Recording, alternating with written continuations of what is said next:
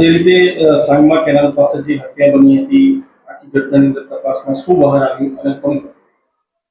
ગઈ તારીખ 11/7/2026 ના રોજ પાદરા પોલીસ સ્ટેશનમાં જાણ થયેલ કે સાંગમા ગામે ઓએનજીસી ના ગેટ પાસે કેનાલમાં એક અજાણી સ્ત્રીની લાશ પડી છે. જે અનુસંધાને પાદરા પોલીસ દ્વારા તપાસ કરવામાં આવતા ત્યાં સ્થળ ઉપર એક અજાણી સ્ત્રીની લાશ કેનાલમાં અર્ધ ડૂબેલી હાલતમાં મળેલ.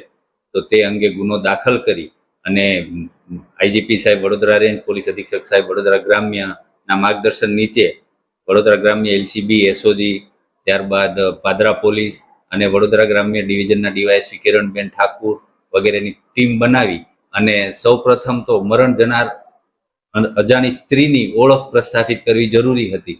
તેથી ગાંડીવ સોફ્ટવેરનો ઉપયોગ કરી અને ડીવાયએસપી કિરણબેન ઠાકુરે ખૂબ જ કુશળતાથી મરણ જનાર સ્ત્રીના ફોટા ઉપરથી એ સ્ત્રીની ઓળખ થઈ અને એના ઉપરથી આગળ તપાસ કરતા જાણવા મળ્યું કે મરણ જનાર સ્ત્રી જે છે એમનું નામ પાર્વતીબેન નરેશભાઈ ઠાકોર અને પાલેજમાં રહે છે. એ બાબતની માહિતી મળી. ત્યાંથી તપાસ કરતા એ હકીકત સાચી જણાય.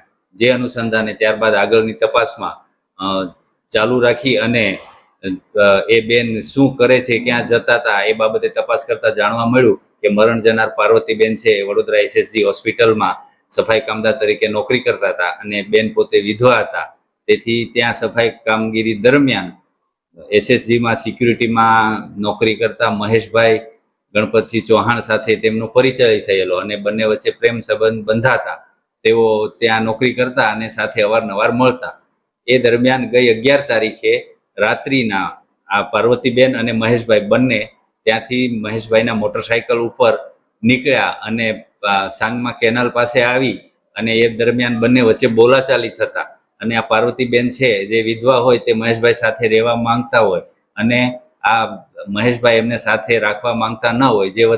જે અનુસંધાને બોલાચાલી થતા મહેશભાઈએ તેમની પાસેના લોખંડના સળિયાથી આ બેનને માથામાં ઈજાઓ કરી અને મોતને ઘાટ ઉતારી દીધેલ અને ત્યારબાદ પુરાવાનો નાશ કરવા માટે લાશને કેનાલમાં નાખી દીધેલ.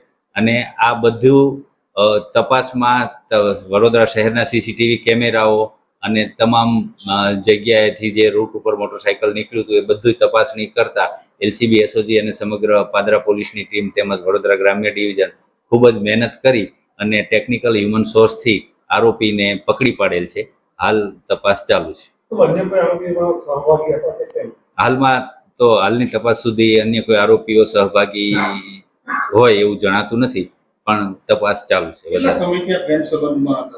આ લગભગ છેલ્લા 3 મહિનાથી પ્રેમ સંબંધમાં અને શું કામગીરી કરતા હતા અને ક્યાં કામ? એ બેન ત્યાં એસએસજી હોસ્પિટલમાં સફાઈ કર્મચારી તરીકે કામ કરતા હતા, મરણ જનાર પાર્વતીબેન. અને આ મહેશભાઈ ચૌહાણ છે એ એસએસજી હોસ્પિટલમાં સિક્યુરિટી ગાર્ડ તરીકે નોકરી કરે છે.